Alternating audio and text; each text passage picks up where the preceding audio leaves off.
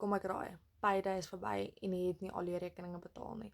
Nou gaan jy heel maand sit en stres en wonder, watse verskoning gaan ek nou maak, omdat ek nie alles kon betaal het nie. Nou moet jy sit en dak en daai vir die hele maand lank, want jy weet nie wat se skuld gaan jou inhaal nie. Jy weet nie waar gaan jy die finansies kry om dit te kan betaal nie, of at least gedeelte van dit te betaal nie.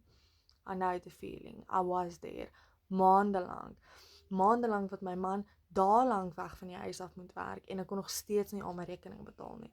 Maandelang wat ek elke liewe dag my kind by die skool moes gaan aflaai het, ek gaan werk toe, ek kom eers laat by die huis aan, maar ek kan nog steeds nie alles bekostig wat ek moet bekostig nie.